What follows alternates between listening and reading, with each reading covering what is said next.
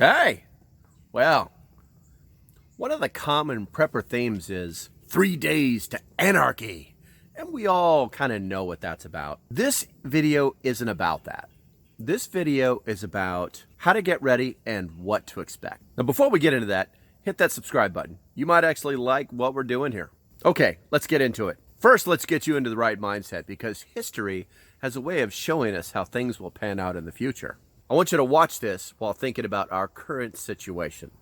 In the United Kingdom, during the year 2000, a fuel protest developed over the rising cost of gasoline and diesel, with truckers, farmers, and the general public forming blockades at oil refineries and fuel depots, disrupting all systems reliant upon oil. Day 1 brought about panic at the gas pumps. Day 2 brought about panic at the supermarkets. On day 3, the panic turned ugly, provoking the soundbite heard around the world.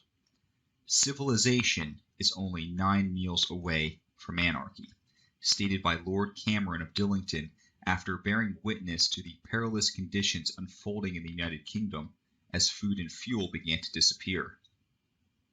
Appointed head of the Countryside Agency in 1999, Lord Cameron's alarm resonates with a fear that the veneer of order, complacency, and civilization depends on food being readily and effortlessly available, which in turn hangs on the threads of transit routes that can be shut down on a moment's notice.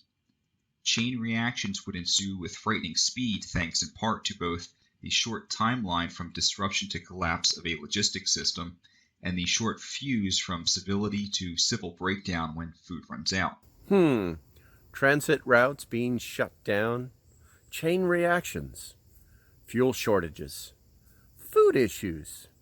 Okay, in any crisis, the first 72 hours will define how you adapt to the new environment created by the chaos. I covered this in a previous video. I'll put it up right there for you if you want to take a look at it later on. Let's start with the first 24 hours. Regardless of what the crisis is, you'll need to know what is happening. It sounds stupid, but many will not know what's happening until it's too late. So it's important to stay vigilant. Maybe things will pass, maybe things will get worse. If you're vigilant, you'll know what to expect. Now, within the first 24 hours, you're going to need to decide whether you're going to bug in or you're going to bug out. Let's face it, most will bug in. Most don't even have a bug out bag or a place to go. But regardless of your level of preparedness, you'll need to do these things immediately. Top off your gas tanks and fill every reasonable container that you have with fresh water, especially if you live in the city. Buy or top off your supplies. But this should only be done if you're not prepared. Remember that this will be kind of like a pre-hurricane situation where everybody is buying up all the bread and milk, but it could be much worse. Then you need to establish communications with your loved ones. Start making phone calls and make sure they have a plan. Within 48 hours, you can expect the stores to start running out of essential goods, food, supplies, basically all the just-in-time supply chain type stuff. The delivery system will begin to fail, and we have all seen and know this to be very real. Many of those that weren't paying attention will start to quietly show concern about their inability to get the normal things they would normally get from the store. You know, the little goods here and there. The shelves will start to thin out pretty quickly, actually. And this is a normal reaction. But if you've been paying attention, we haven't been seeing normal reactions lately. People are starting to wake up and filling their pantries, if not flat out hoarding. Some of us have already seen empty shelves at our local grocery stores. At this point, regardless of your level of preparedness, you'll need to do these things. First, if you're going to bug out, do it. Stop procrastinating and execute your bug out plan. If you're bugging in, make sure your stock is ready and continue to communicate with your loved ones. Help them to develop a plan if they don't have one yet. Hopefully they do. If not, you may have just doubled your troubles. But remember, family is family. Where one goes, we all go.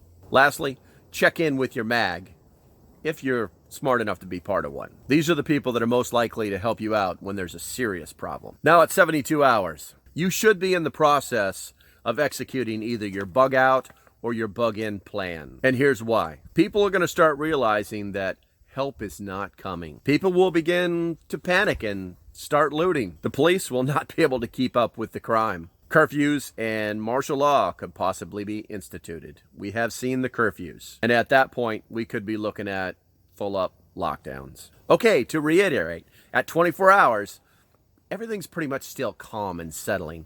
The cat really isn't out of the bag just yet. At 48 hours, the stores may not be able to process electronic payments and accept cash only. The just-in-time system will be mid-failure, and shortages are going to start happening. Panic buying will begin. You don't want to be caught in the middle of that. And then at 72 hours, people start to realize that help's not coming. That people are going to panic and begin looting, and you don't want to get caught up in that. Police, yeah, they're not going to be able to help you. You'll have to help yourself. And you could be looking at curfews and martial law. Now, if you're not remotely prepared and think that things are going to go kind of slow, there's another video right up there for you. You might want to take a look at that one. That gives you an idea to how to get started. But starting sooner than later is always better. Okay, so YouTube has determined that you really like my stuff and that you now want to watch that video. It's on you, bro. And if you like what we're doing, go ahead and hit that like button. It really does help. So, and until the next time, stay safe, have a great day, and here it comes. Woo!